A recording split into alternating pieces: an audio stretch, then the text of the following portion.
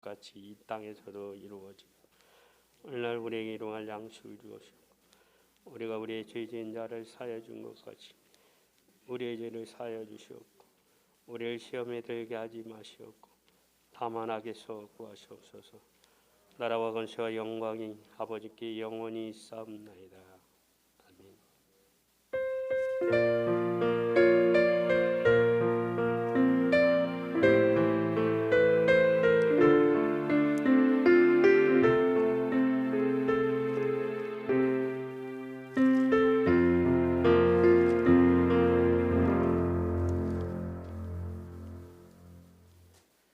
감사합니다. 오늘 말씀 우리에게 주신 말씀은 열왕기하 2장입니다.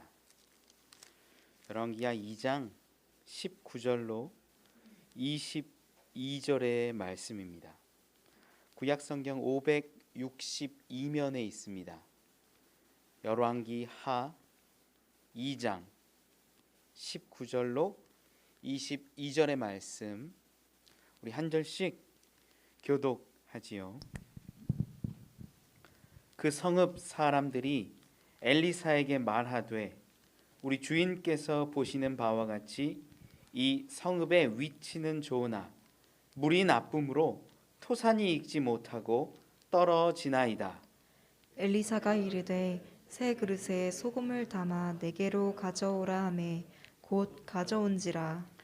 엘리사가 물 근원으로 나아가서 소금을 그 가운데에 던지며 이르되 여호와의 말씀이 내가 이 물을 고쳤으니 이로부터 다시는 죽음이나 열매 맺지 못함이 없을지니라 하셨느니라 하니 그 물이 엘리사가 한 말과 같이 고쳐져서 오늘에 이르렀더라. 아멘. 아멘. 할렐루야. 우리 옆에 있는 분들하고 인사 한번 하시죠. 새해 복 많이 받으세요. 네, 우리나라 사람들은 1월 1일부터 한 2월 중순까지는 새해 복 많이 받으라는 얘기가 이상하지 않습니다. 얼마 전에 한 목사님에게 부탁을 받았어요. 제가 이렇게 개척하고 목회했던 이 이야기를 좀 글로 좀 정리해주면 안 되겠냐고. 저에게 격려해 주시는 목사님들이 많이 계십니다. 이렇게 흔히 말하는 생개척이라 그래요. 아무것도 없이 저는 친가나 처가에 목회자도 없고 감리교회에 연결된 것도 아무것도 없고 완전히 생개척하는 상황에서 이렇게 자리 잡은 모습을 보고 참 저는 이제 은혜라고밖에 고백할 수가 없죠. 근데 이제 어떻게 그렇게 됐는지 좀 정리해 달라 그런 요청이 들어와서 그래도 뭔가 하나 기록을 해서 드려야 될 거 아니에요. 어떻게 하나님이 이런 은혜를 또 우리에게 주셨을까? 저에게 또 허락하셨을까? 곰곰이 고민을 합니다. 그래, 정말 내가 한 건 아무것도 없는데 뭐가 하나님 보시기에 이렇게 기쁘셨고 뭔가 이렇게 주시는 은혜가 됐을까? 고민을 하는데 개척을 했을 때 초창기에 두 가지 사건이 있었어요. 하나는 저희 아내랑 이제 얘기하면서 야, 우리 개척하면 뭘 할까? 어떤 일들을 할까? 어떤 사역을 감당할까? 막 얘기하는데 하나님이 기뻐하시는 일을 했으면 좋겠다. 보통 전사님 목사님들이 이렇게 개척하면 인맥이나 여러 연줄로 이렇게 개척 후원금들을 좀 보내주시는 경우가 많아요. 저희는 그때 생개척이잖아요. 아무것도 없었어요. 후원 받는 게. 제가 제 아내랑 고민하고 기도하면서 우리 그래도 하나님이 기뻐하시는 교회는 선교하는 교회였으면 좋겠다. 그래서 국내 한 군데, 해외 한 군데 이렇게 아주 적은 돈이긴 하지만 선교비를 보냈습니다. 하나님이 원하시는 게 뭘까? 교회를 통해서 하나님이 바라시고 소원하시는 게 뭘까? 근본이고 근원이잖아요. 그게 복음 전하고 선교하고 하나님 나라 세우는 것임을 믿고 있었어요. 그래서 선교해보자. 그랬더니 이제 우리가 보낸 만큼 주시는 은혜도 경험했지요. 두 번째 사건은 뭐 어떤 거냐면, 개척하고 한 1년쯤 됐을까요? 저희 조카들이 미국에서 왔어요. 그래서 한 1년간 한국에서 이렇게 지낸 적이 있는데, 조카들이 그래요, 저한테. 삼촌, 왜 우리 교회는 어린이 예배가 없어요? 카페 14평에서 처음에 개척했거든요.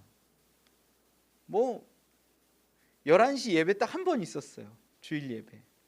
아무것도 할 수도 없는 그런 상황, 공간도 없고 상황도 안 되고, 무슨 교사가 있고 뭐가 있겠어요. 아무것도 못하죠. 제가 그 얘기를 딱 듣는데 망치로 머리를 한 대 땅 때리는 것 같은 거예요.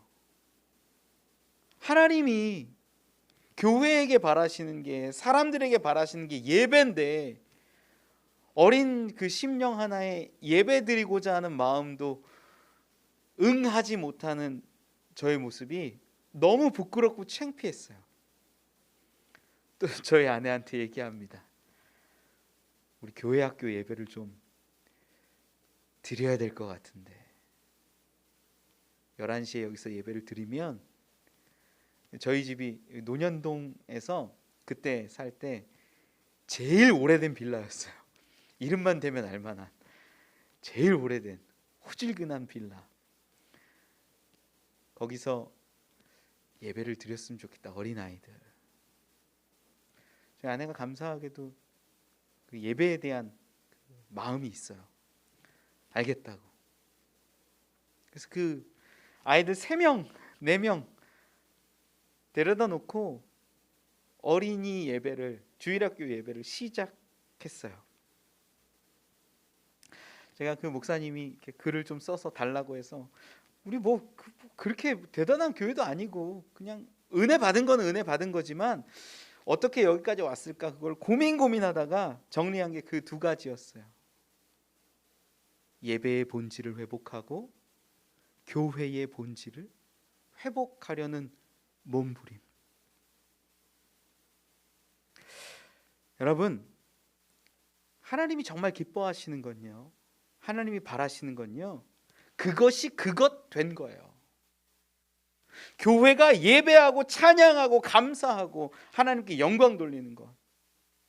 사람이 사람의 근본 그대로, 하나님이 지으신 그 목적대로 살아가는 것입니다. 목적과 이유와 근본 같은 것들이 있어요. 사람에게 주신 목적이 있고, 가정에게 주신 비전이 있고, 교회에게 주신 정말 하나님의 마음이 있어요.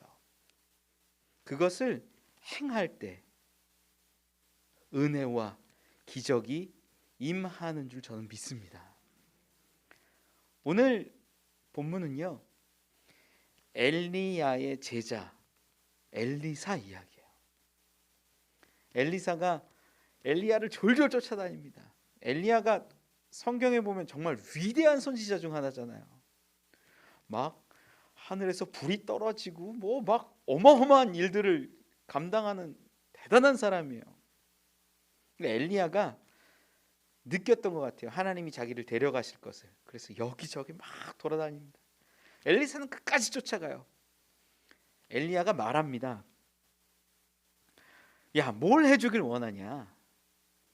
그러니까 따라다니던 엘리사가 고백하기를, 오늘 열왕기하 2장 9절에 이렇게 말씀해요. 당신의 성령이 하시는 역사가 갑절이나 내게 있게 하소서.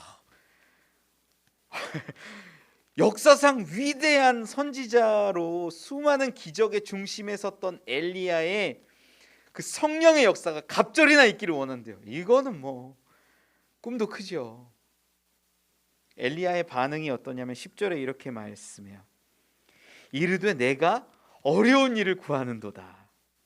그러나 나를 내게서 데려가시는 것을 내가 보면 그 일이 내게 이루어지려니와 그렇지 아니하면 이루어지지 아니하리라.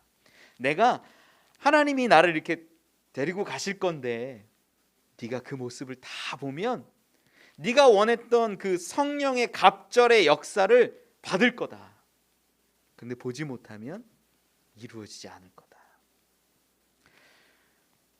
엘리사는 그 모습을 봅니다. 불수레와 불말과 막 이 스승인 엘리야가 이렇게 하늘로 쭉 승천하는 그 광경을 보지요. 엘리사는 그 말씀에 따르면 어쩌면 이제 갑절의 성령의 역사하심을 받고 이제 마을로 돌아와서 사람들과 이야기하고 관계하면서 그들에게 첫 번째 기적을 펼치는 게 오늘 본문이에요. 그곳이 어디였냐면 여리고의 한 마을입니다. 이곳 사람들이 이 엘리사에게 찾아와서 얘기해요. 19절에 이렇게 말씀하죠. 우리 주인께서 보시는 바와 같이 이 성읍의 위치는 좋으나 물이 나쁨으로 토산이 익지 못하고 떨어지나이다. 이 토산이 익지 못하고 떨어졌다라는 이야기가 공동 번역 성경을 보면 이렇게 기록해요. 스승께서도 보시다시피 저희 성읍은 매우 좋은 곳에 자리 잡고 있습니다. 그러나 물이 나빠서 이 고장에서는 자식을 낳을 수가 없습니다. 토산이 익지 못하고 떨어졌다라는 게 자녀가 생기지 않고, 자녀가 만약에 생겼어도 뭐 유산되거나 이런 모양을 이야기하고 있는 거죠. 그때 엘리사가 이야기하는 게 새 그릇에 소금을 담아 가지고 와라. 그리고 그 그릇에 소금을 가지고 물의 근원 가까이 가서 선포하고 외치고 고쳤다 하고 소금을 뿌립니다. 그랬더니 22절에 기록하기를 그 물이 엘리사가 한 말과 같이 고쳐져서 오늘에 이르렀도다. 온전케 되었다라는 이야기죠. 이 엘리사의 성령의 갑절의 능력으로 행했던 첫 번째 기적이 뭐냐? 막 하늘에 불을 내리는 것도 아니고 뭐 비가 그치는 거 오게 하는 것도 아니고 그런 희한하고 신비한 기적이 아니라 그냥 보기에는 야, 이게 기적이야? 싶은 것들이에요. 어쩌면 이 기적에 응하여짐은 몇 개월이나 몇 년 뒤에나 알 수 있는 거예요. 자녀가 낳아야지 그 말이 해결이 된지 안 된지 볼 거 아니에요. 그 말하고 다음 날 어떻게 알 수 있습니까? 유산이 되고 그런 게 아니라 정말 자녀가 쑥쑥 나아지냐, 이런 거 보려면 최소 1년은 걸리는 거야.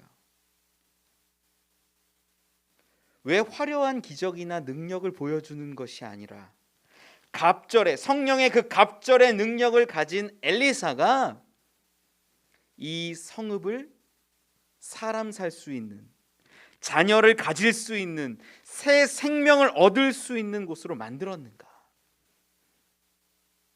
여기에 하나님의 가장 큰 소망과 뜻이 있음을 저는 느낍니다. 하나님은요, 사람들에게, 성읍에게, 교회에게, 가정에게 정말 바라고 원하시는 건 뭐냐? 생명이라는 거예요. 너희가 부요한 것도 아니고 기적을 보는 것도 아니고 화려한 것을 보는 게 아니라 생명 얻는 것을 하나님이 원하고 계신다라는, 그게 근본이고 그게 근원이에요. 그게 목적이에요. 하나님이 그걸 회복시키신다라는 거죠. 저는 2021년 이제 설을 지내고 이렇게 모인 우리 가운데 저와 여러분에게 하나님이 주시는 새로운 소망과 기적이 체험되기를 원합니다. 우리 가정과 교회에 새 생명이 잉태되고 맺어지고 볼 수 있기를 원합니다. 전도의 열매가 생기고 태의 문이 열리고 죽은 영혼들이, 가족들이, 이웃들이 돌아와 하나님께 열매 맺어지길 원합니다. 오늘 말씀으로 우리가 좀 힘을 얻고 목적과 비전을 꿈꾸었으면 좋겠어요. 첫 번째 은혜 나누었으면 하는 것은요, 물의 근본이 바뀌어야 한다라는 것입니다. 이 자녀가 생기지 않는 이유, 토산이 떨어지는 이유에 대한 성읍 사람들의 날카로운 분석이 오늘 있어요. 그게 뭐냐면 19절 말씀에 얘기하잖아요. 우리 주인께서 보시는 바와 같이 이 성읍의 위치는 좋으나 물이 나쁨으로 토산이 익지 못하고 떨어지나이다. 성읍이 위치한 곳의 위치는 좋죠. 근데 물이 뭐예요? 나빴어요. 이래서 자녀가 생기지 않고 또 생기더라도 유산하고 이러한 문제가 많았다라는 거예요. 이건 누구의 고백이냐면 이 여리고 성읍 사람들의 고백이에요. 여러분, 근데 가만히 생각해 보세요. 물이 나쁘고 물이 깨끗하지 못한데 그곳에 왜 성읍이 생겼을까요?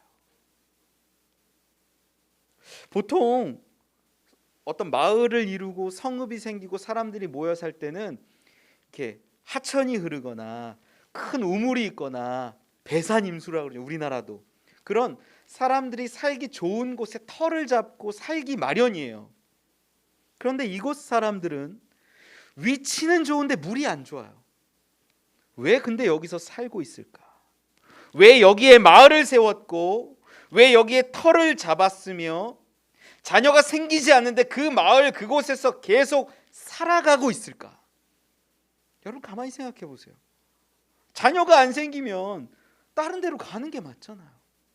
다른 곳에서 생활하고 자녀 낳고 가정을 꾸리는 게 맞잖아요. 근데 왜 이곳을 떠나지 않고 이곳에 터를 잡고 있을까? 위치가 좋다라는 말이 이들 마음에 깊이 박혀 있는 거예요. 이 18절에 보면 이 앞에 보면 이 엘리사가 머물고 있는 성읍의 위치가 여리고거든요. 여리고는 어디냐면 이스라엘이 이렇게 요단강을 딱 건너서면 거기 바로 있는 곳이 여리고예요. 거기는 해발 고도가 낮습니다. 굉장히 낮은 곳이에요. 요단강도 그 건기 같은 때는 그 실개천 같이 작은 개울 같지만 또 비가 많이 온 때는 이렇게 강이 얕아서 범람해요. 그러니까 그 근처 여리고가 한 요단강에서 한 7, 8km 정도 떨어진 곳으로 보고 있는데 거기쯤이 굉장히 비옥한 곳이에요. 물도 많고 저지대여서 온난합니다. 따뜻한 곳이랑 예루살렘은 높은 곳에 있고 여리고는 낮은 곳에 있거든요. 그곳에서 이 작황이 좋은 거예요. 오히려 여기서 말하고 있는 토사는 우리는 이제 생명인 걸 알지요. 사람인 걸 알지요. 새 생명인 걸 아는데 이 사람들이 여기 살고 있었던 이유는 부유하고 풍성한 물질이 그 가운데 있었기 때문이라는 거예요. 저지대라 온도도 적당하고 낮고 따뜻하고 농사도 잘 됩니다. 옆에 요단강도 있습니다. 또 사해도 가까이 있어요. 사해에서 얻을 수 있는 게 소금이나 무기질, 광물질 이런 것들이 많이 있었던 거예요. 그래서 여리고가 굉장히 풍족하고 이 번영에 가까운 도시였어요. 그러니까 여리고 하면 떠오르는 게 우리 여리고 성이잖아요. 여호수아가 이 성을 향해서 한번 돌고 나서 나중에 이렇게 허물어지는 장면 있죠. 고고학자들이 나중에 여리고 성을 이렇게 발굴해내는데 실제로 성벽이 이중으로 되어 있습니다. 내성의 깊이는 3.6m, 외성은 1.8m, 굉장히 두꺼운 거대한 성벽이에요. 그런 성벽이 무너졌죠. 왜 그런 성벽을 짓고 왜 거기에서 사람들이 살았을까? 한번 상상해 보세요. 물이 나쁜데. 이곳은 풍요가 있고 풍성이 있고 물질로 치면 어려울 것 하나도 없는 곳이었어요. 사람들이 몰려옵니다. 재력이 많아집니다. 그러니까 할 수 있는 게 뭐예요? 그것들을 지키기 위해서 성을 두껍고 커다랗게 쌓는 거였어요. 마을은, 성읍은 사람들이 살아가는 곳이지 재물을 쌓고 재물을 지키는 곳이 아닙니다. 그런데 이 사람들은 지금 뭐 하고 있을까요? 물이 나쁜데 그래도 위치는 좋잖아요. 먹을 건 풍성하잖아요. 우리 가질 수 있는 건 많잖아요. 우린 부자잖아요. 엘리사가 보기에는 그게 잘못된 거였어요. 이것이 얼마나 우둔한 일입니까? 생명을 잉태할 수 없는 중에도 이 성을 떠날 생각조차 못하고 있는 사람들, 이게 진짜 우둔함이라는 거예요. 어떤 사람들, 여자분들 중에는 명품 가방 하나 생기면 그 명품 가방 정말 아름답게 들고 다니다가 비가 오는 날이 되면 그 명품 가방이 진짜인지 아닌지가 판별이 난다 그래요. 가짜는 어떻게 해요? 비가 오면 머리에 쓰고 뛰어가는데 진짜면 가슴에 품고 뛰어간다고 합니다.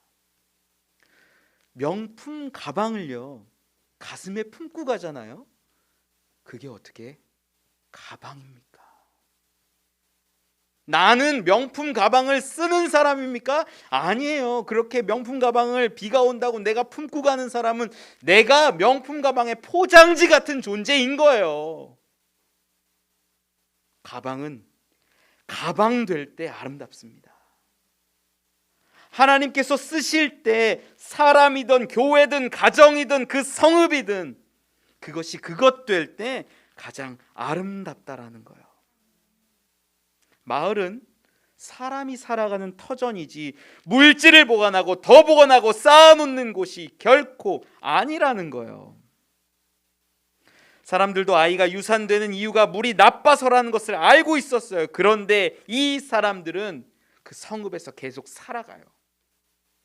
생명보다 재물을 더 사랑하는 마음이 있었던 것은 아닐까요? 생명을 회복시키기 위해서 이 엘리사는 이 성령의 그 뜨거운 감동으로 새 그릇에 소금을 담아서 물의 근원으로 나갑니다. 그리고 물의 근원을 고치고 바꾸지요.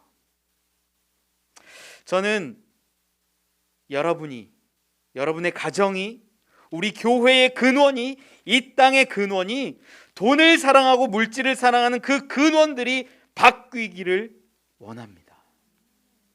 물의 근원이 바뀐다는 것은 물질을 사랑하고 재물을 사랑하는 마음으로부터 돌아선다라는 것입니다.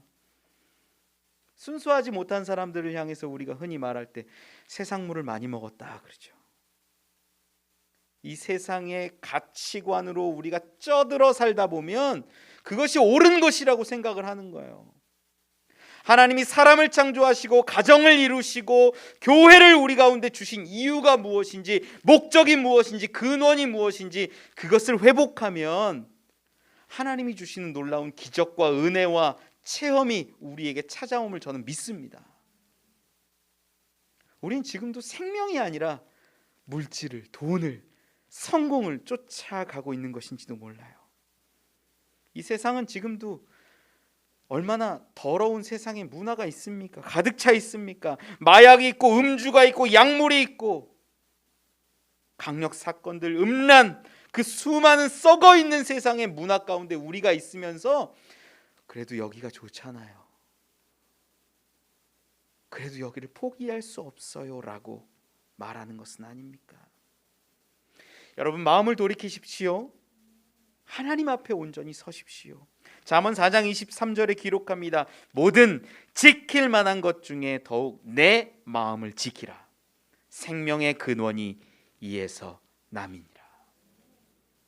마음을 지키고 하나님 앞에 온전해지는 것 가운데 생명의 근원이 여기 있다라고 성경은 분명하게 말씀합니다.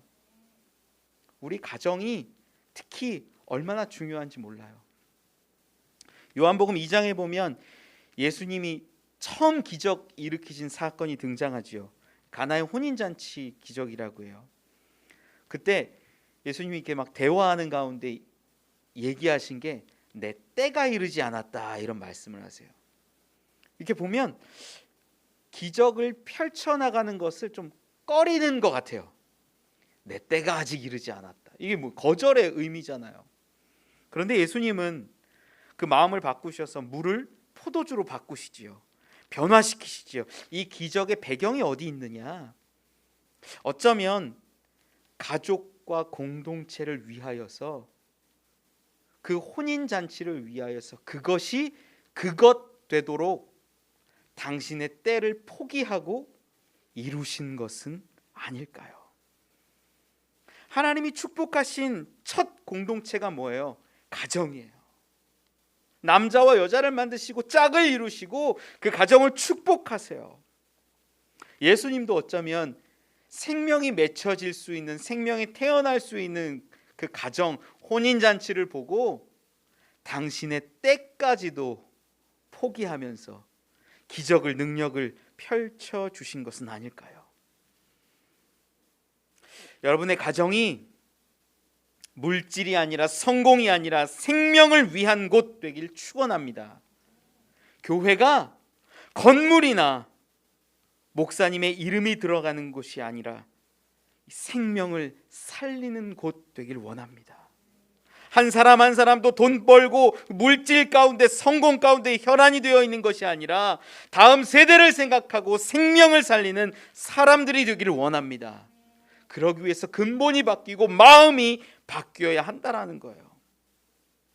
이제는 썩은 물이 바뀌어서 생수가 흘러나오길 원합니다. 사람을 죽이는 물이 아니라 살리는 물이 되어야 합니다. 우리 가정, 우리 교회, 우리 그리스도인들이 사람을 살릴 수 있습니다. 그러한 물의 근원부터 바뀌는 저와 여러분 되시기를 축원합니다. 두 번째 은혜 나누었으면 하는 것은요, 새 그릇에 담아야 하는 것이 있다라는 거예요. 한 골동품 장사가 시골의 어느 식당에 가서 식사를 하게 됐어요. 골동품 장사를 하는 분이다 보니까 이 귀한 것, 오래된 거 이걸 눈으로 척 보면 아는 거예요. 식당에서 식사를 하는데 문간에 보니까 그냥 개 한 마리가 개밥을 먹고 있어요. 밥을 먹고 있는데 이렇게 개가 먹고 있는 밥그릇이 귀한 거예요. 보면 딱 알잖아요. 골동품 장사니까. 그래서 야, 내가 저걸 좀 사야겠다 마음을 먹습니다. 가서 주인한테 나한테 밥그릇을 좀 파시오 그러면 안 팔 것 같은 거예요. 원래 뻔히 보이는 거는 안 되잖아요. 그래서 이 사람이 고민을 하다가 일단 개를 사야겠다. 그래서 주인한테 얘기하는, 저 개를 좀 나한테 파시오. 내가 후이 쳐줄 테니까 뭐 그냥 잡종견인데 내가 20만 원 줄 테니까 나한테 파시오. 이 개 주인이 그럽시다. 팔겠어. 이제 밥그릇만 손에 넣으면 되잖아요. 골동품 장사가 얘기합니다. 주인장, 그런데 그 개 먹고 있는 이 밥그릇까지 그냥 끼워주시면 안 되겠어. 딱 얘기하는 거예요. 그러니까 주인이 그 이야기를 듣다가 이렇게 말합니다. 안 됩니다. 그 밥그릇 때문에 개를 100마리도 더 팔았는데요. 여러분 이해가 안 가세요? 알고 있었던 거예요. 그릇이 보배예요. 값진 음식이든 라면 한 그릇이든 그릇이 있어야 담아내고 먹을 수 있어요. 그릇이 없으면 조리하는 것도 먹는 것도 쉽지 않습니다. 엘리야 이후의 상황에서 성령의 능력을 갑절로 받은 엘리사가 이제 기적을 펼쳐야 되는 상황이 왔어요. 사람들의 관심이 집중돼요. 그런데 소금을 갖고 오라고 말하면서 새 그릇에 담아오라고 말해요. 왜 새 그릇에 담아오라고 얘기했을까요? 왜 새 그릇에 소금이 필요했을까요? 새 그릇은 새 소망을 담아내는 우리의 모습이라는 거예요. 예수님이 예루살렘에 올라가실 때에 누가복음 19장 30절에 아무도 타보지 않은 나귀 새끼가 매여 있으니 풀어 끌고 와라, 이런 이야기를 하세요. 이것이 이제 물론 선지자의 예언의 말씀도 있고 성경이 증언하는 건 이분이 예수님이 겸손하셔서 그렇다라고 기록해요.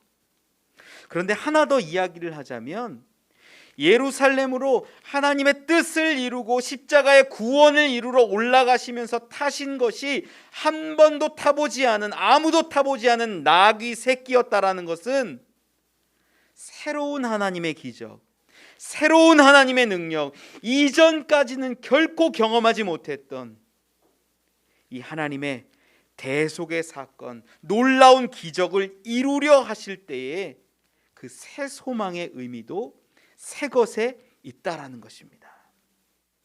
하나님이 새 일을 행하실 때 새 것을 사용하실 때가 있었다라는 거죠. 저는 새해를 맞아서 소금을 담는데 새 그릇이 우리의 새로운 삶이 되기를 원합니다. 2021년에는 낡았던 우리의 믿음 생활, 헐거웠던 우리의 기도 생활, 무너졌던 신앙의 생활들이 다시 한번 새것 되기를 원합니다. 기도하는 가운데 믿고 의지하며 신앙생활하는데 하나님의 약속이, 하나님의 은혜가 담기는 줄 믿습니다. 엘리사가 새 그릇에 소금을 담아 오라고 말할 때 그것을 가져왔을 때 기적이 일어나는 거예요. 만약 사람들이 우리 동네에는, 이 마을에는 다들 바쁘고 다들 어렵게 살아갖고 새 그릇이 없습니다 라고 했다면 이 기적이, 이 은혜가 이 성경의 말씀처럼 이루어졌을까요? 주님이 여러분에게 너의 새 그릇을 가져와라, 너의 새 마음을 가져와라, 너의 새 삶을 가져와라 명령하신다면 여러분 어떤 모습으로 우리 하나님 앞에 나아가 그 그릇을 드릴 수 있겠습니까? 지금도 수많은 사람들은 하나님이 주신 시간 가운데, 하나님이 주신 인생 가운데, 내 인생이라는 그 그릇 가운데 나의 것들을 채워서 산다라는 거예요. 여러분, 이제는 새 그릇 되기를 사모하십시오. 회개함으로 우리 삶에 더럽게 채워진 것들을 비워낼 수 있습니다. 우리 주께서 우리에게 새 그릇 가져오라 말씀하실 때 나아갈 수 있습니다. 저는 교회에 오면 우리 마당만 밟고 가는 신앙생활하는 사람들이 아니었으면 좋겠어요. 머리로만 끄떡하는 신앙인, 마음으로만 동의하는 신앙인, 맞지요 라고 말은 하지만 삶은 결코 바뀌지 않는 그런 신앙인. 여러분, 여러분의 삶이, 여러분의 행동이 아멘으로 화답하는 인생이 되기를 축원합니다. 이 아멘이라는 말을 교회에서 많이 하잖아요. 설교할 때 목사님들도 아멘 하고 이렇게 좀 호응을 바라시는 분들도 계세요. 물론 그게 은혜 될 때도 있어요. 그런데 이걸 동의나 강한 긍정으로만 이해할 수는 없어요. Yes, sure, 옳습니다, 그렇습니다, 그렇게 되기를 바랍니다, 이런 정도의 뜻이 아멘이 아니에요. 민수기 5장과 신명기 27장에는 모세를 통해서 아멘이라는 것을 하게 해요. 근데 가만히 보면 12번 아멘이 쭉 나오는 장면 보면 다 율법과 범죄에 대한 것들 나와요. 저주에 대한 것. 이러면 죽일지니라 너희는 아멘할지어다. 아멘. 이게 아멘이라는 말이요, 그냥 예스 그렇습니다라는 게 아니라 그 안에 진리라는 뜻이 들어있어요. 이사야서 65장 16절에 보면 그 원어로 보면 엘로헤이 아멘, 엘로헤이 아멘 이렇게 써요. 엘로힘이 우리 하나님이라는 뜻이거든요. 근데 엘로헤이 아멘이라는 게 문장으로 들어오면 엘로힘이 엘로헤이로 바뀔 때가 많아요. 아멘, 엘로헤이 아멘이라는 단어를 우리 성경에 보면 진리의 하나님이라고 번역해요. 아멘이 뭐예요 그러면? 진리다. 진리다, 진리. 솔로몬 왕을 왕으로 옹립할 때 동일하게 토달지 않고 그렇게 하겠다라고 인정할 때 동의의 뜻으로 아멘도 쓰지만, 이 아멘은 하나님의 확고하신 말씀이시다, 토달 수 없는 것이다, 분명하다라고 할 때 우리가 쓴다라는 거예요. 요한계시록 3장 14절에는 예수님을 가리켜서 이런 표현이 있어요. 아멘이시오, 충성되고 참된 증인이시오, 하나님의 창조의 근본이시니가 이르시되. 예수님을 향해서 표현하길 아멘이시다. 여러분, 아멘이라는 단어가요, 그냥 네, 목사님이 그렇게 하라니까, 감동되니까, 조금 마음에 찔림이 있으니까, 동의해야 되니까, 머리 끄떡해야 되니까 하는 말이 아니라는 거예요. 여러분의 삶이 녹아져야 되고 분명하게 고백되고 선포되는 게 아멘이라는 뜻이에요. 동의, 인정이 아니라 우리 주 예수 그리스도에 대한 신앙 고백이 아멘이에요. 바울 서신서에 보면 맨 마지막에 아멘으로 기록되어 있는 경우가 많아요. 요한계시록 맨 마지막에 있는 고백이 아멘이에요. 이 성경에 있는 전체 말씀은, 그 하나님의 말씀은 결코 변하지 않고 더해지거나 빼지지도 않고 그 말씀 그대로 예다라는 의미예요. 여러분, 아멘 한다라는 건요, 어떤 목사님이 그런 얘기를 하시더라고요. 아멘을 어떻게 설명을 할까 고민하면서 예로 드시는데, 이 아멘은 인감도장과 같다라는 거예요. 우리 뭐 이렇게 얘기하고 계약할 때 그냥 막도장 쓰기도 하는데, 인감도장은 뭐냐? 그 안에 구속력이 있어요. 지키지 않으면 안 돼요. 아멘이 뭐예요? 내가 그렇게 살겠습니다라는 분명하고 확실한 고백이에요. 저도 그 얘기를 듣고 나서 아멘 마음대로 하면 안 되겠다. 맞아요. 그런데 우리가 그 아멘의 신앙으로 살아야 돼요. 내 삶을 비워내고 깨끗게 하고 온전케 하고 하나님 앞에 분명하게 서시길 바랍니다. 새 그릇들이 되시기를 바랍니다. 2월 14일 새해가 벌써 한 달 반이 지났어요. 넘어졌던 신앙, 내려놓았던 믿음 생활, 이제는 회복해야 할 때입니다. 마음에 담긴 두려움과 미움, 세상을 사랑하고 돈을 사랑했던 내 마음들 다 비워내시길 바랍니다.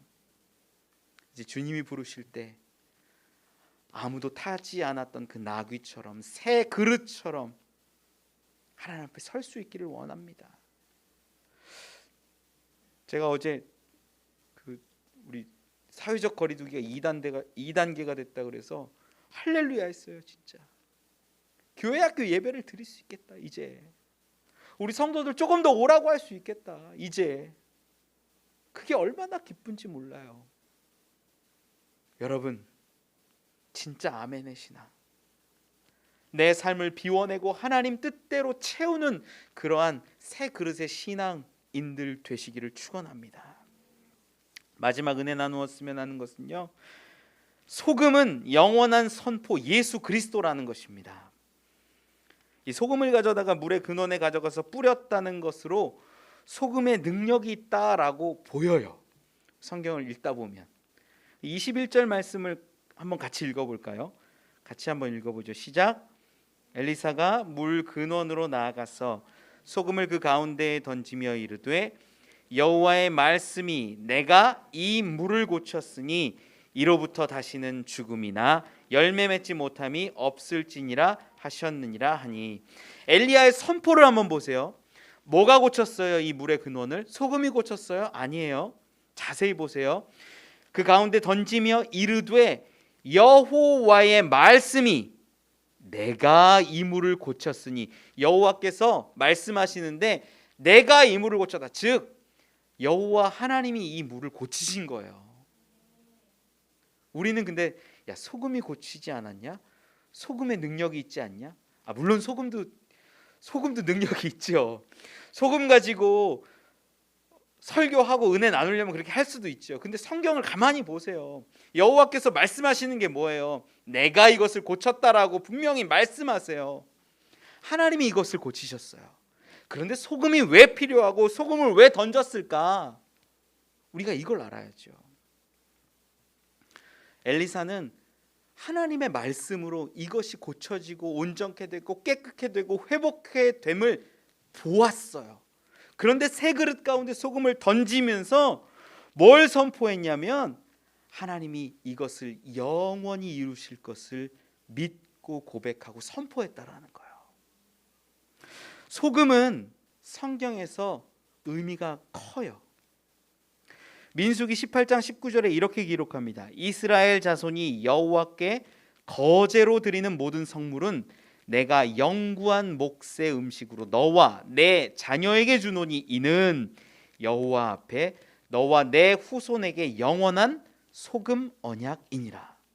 이스라엘 백성들이 그 제사장 아론과 그 제사장 지파에게 이 가져다 주면 재물 같은 것들을 가져다 주면 이것을 너희에게 주겠다. 제사장 지파에게 너희에게 주겠다. 너희 가족 내 후손에게 주겠다. 이게 뭐냐?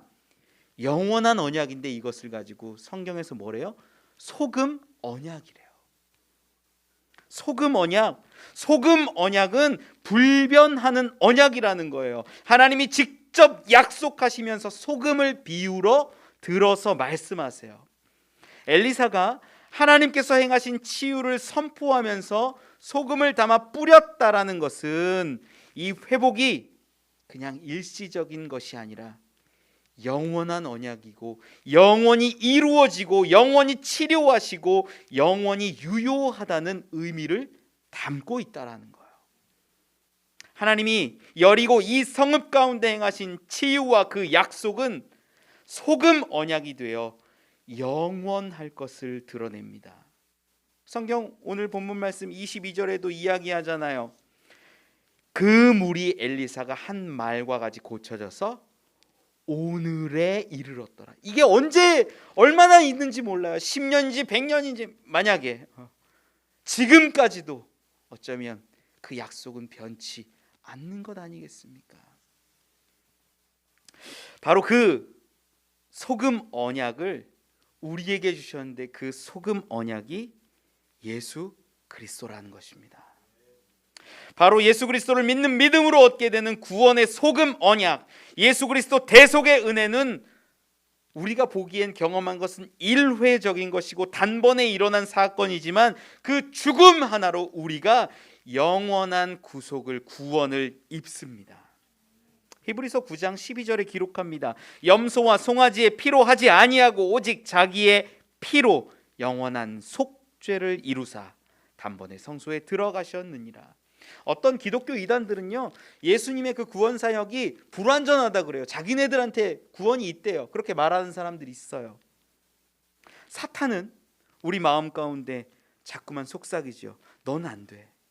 너같이 문제 많고 죄 많은 사람이 어찌 구원받고 하나님의 일을 할 수 있겠냐며 마음에 짐을 지워요. 우리를 정죄해요. 여러분, 하나님의 구원 계획은 소금 언약은 예수 그리스도를 통해 영원히 누리는 은혜요, 영원히 누리는 언약됨을 믿으시기 바랍니다. 2000년 전 단 한 번의 사건이지만 지금도 유효하고 영원하다라는 거예요. 예수님의 그 보혈의 공로는 이게 얼마나 큰 사건인지 몰라요. 히브리서 5장 9절에 말씀합니다. 그가 아들이시면서도 받으신 고난으로 순종함을 배워서 온전하게 되셨은즉 자기에게 순종하는 모든 자에게 영원한 구원의 근원이 되시고. 우리가 기적을 경험하면 그 기적은 순간적일 때가 많아요. 기적도 지나가면 흐지부지해집니다. 기적도 경험할 때는 와, 신기하다, 대단하다, 은혜다, 하나님이 하셨다, 하나님 찬양합니다 고백하다가도 며칠만 지나면 그 은혜 다 떨어져요. 기적 다 떨어져요. 그리고 왜 하나님은 침묵하셔? 왜 하나님 나에게 안 주셔? 왜 하나님은 우리 가정 가운데 우리 자녀에게 이렇게 어려운 일들만 주셔? 라고 말해요. 기적은 유한해요. 기적의 유한성이에요. 나사로가 부활한 것 같아도 다시 죽어요. 기적은 유한해요. 그런데 기적은 유한하고 기적은 일회적이고 소멸할 수 있지만 하나님의 구원은, 하나님의 구원 계획은 그 영원한 소금 언약, 우리 주 예수 그리스도는 영원함을 믿으시기 바랍니다.